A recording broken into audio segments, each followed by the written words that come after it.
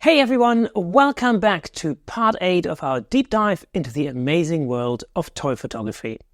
Today I've got something really special for you. We're going to create our own stop motion movies using just a smartphone. Or it's just called a phone nowadays.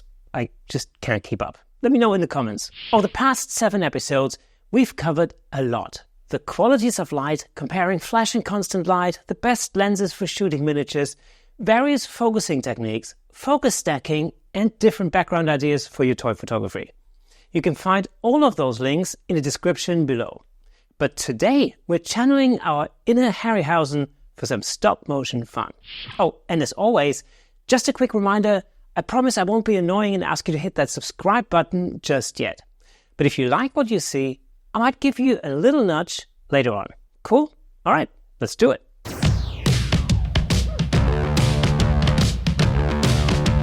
Hi everybody, I'm Kersten Luts and you're watching Platypod TV, brought to you by Platypod, where innovation never sleeps. Alright, today is all about stop motion. And guess what? You don't need a fancy camera or to be a master Lego builder to get started. I'm going to walk you through how to make fun stop motion videos on your phone using a simple free app, even if you have zero experience. Plus, this is a fantastic activity to do with your kids. Sound good?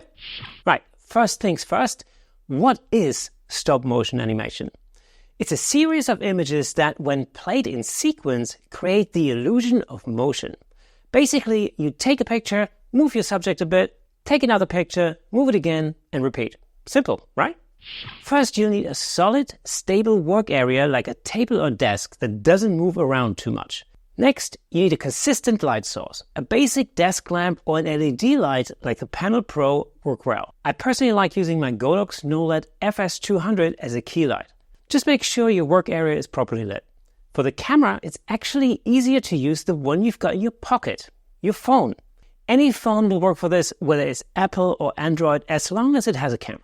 You'll also need something to securely mount your phone in place. I'm using a Platypod Ultra with an elbow and the clip from the Platypod grip.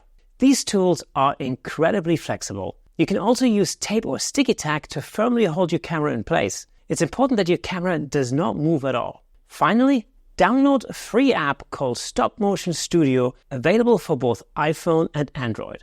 While you can use the iPhone's time-lapse function, this app offers many extra features that are super useful and really super easy to learn.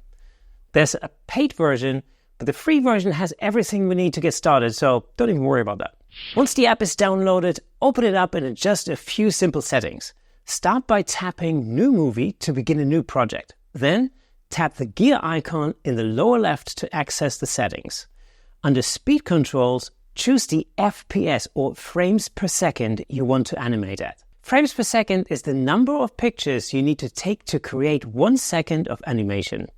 While there's no correct FPS, there are some widely recognized standards. Movies are typically shot at 24 frames per second, but for animations, 15 frames per second is a great choice. So that's what we'll use for this tutorial. After selecting your speed, open the camera settings by tapping the camera icon in the upper right. Switch your camera from auto mode to M for manual mode, giving you full control so your camera doesn't constantly adjust focus and exposure while you're animating. Once you've done that, make sure to turn off auto white balance as well so that everything stays consistent between every frame. Remember, consistency is king. You want to avoid any changes between frames, like jittery camera movements or light flicker. There's some easy ways to prevent these issues. Make sure your camera is securely locked in place and be careful not to bump it.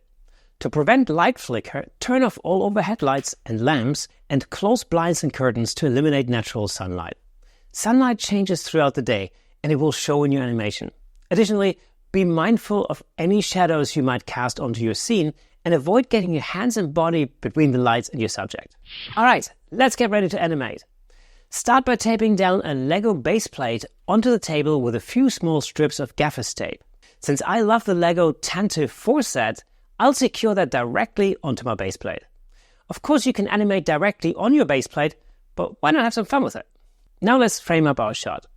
I like to keep the camera at eye level with my minifig, and the elbow helps me adjust to the perfect height. Check your focus to ensure your subject is perfectly sharp. We'll begin with a simple movement, having the minifig raise their hand and wave at the camera. First, take a shot with your minifig in a neutral position. Then, raise the arm slightly and take another picture. Repeat this process until the arm is all the way up. Then lower the arm back to the neutral position, taking pictures along the way. Press the play button to watch it back and voila, there's your wave. Here's a hot tip. Use a technique called ease in and ease out to make your movements look smoother. Start the movement with very small increments between shots and gradually increase the distance as you go. It'll make any movement look much more natural. Let me just remind you to hit that subscribe button because that will help us reach even more people around the world. That's the YouTube algorithm for you. Let's beat it together. Before we dive into making our minifigure walk, here's another tip. When you hit the shutter button, keep your touch super light to avoid any camera movement. It can easily show in your animation. Let's look at a basic walk cycle. Every walk cycle consists of a few key poses that repeat to achieve a walking animation. The one we're looking at today has 5 individual poses. For pose number 1, start with your minifig's arms at their sides and feet together in a neutral position. Take your first frame. For pose number 2, raise the left leg slightly and move the left arm back and the right arm slightly forward. Pose number 3 is the trickiest. Move your minifig forward and balance it between 2 studs. You can use a bit of sticky tack to secure it if needed. Move the right arm forward a bit and the left arm back slightly again. For pose number 4, move the minifig forward to land on the next stud and swing both arms down closer to the torso. Pose number 5 is identical to the first one with both arms and legs back in a neutral position. And there you go, you've completed one full step. To continue the walk, go through the full cycle again, but this time lead with the opposite foot and swing the arms in the opposite direction. Just remember, it takes practice to get used to these movements, so start with simple animations.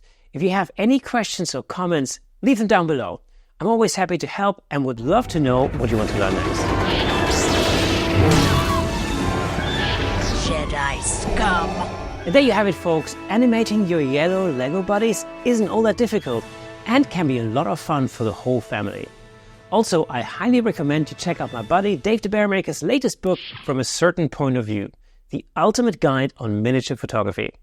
It really is a treasure trove of knowledge from one of the best. Now, if you want to learn more about toy photography, check out my podcast, the Camera Shake Podcast, where I've talked to toy photography pros Dave the Bearmaker and Jesse Fireeisen in detail about how they create their amazing images. And if you're not yet following the Camera Shake Podcast, then what are you doing? Check it out on YouTube, Apple Podcasts, Spotify, and wherever awesome podcasts live. You'll find all the links in the description.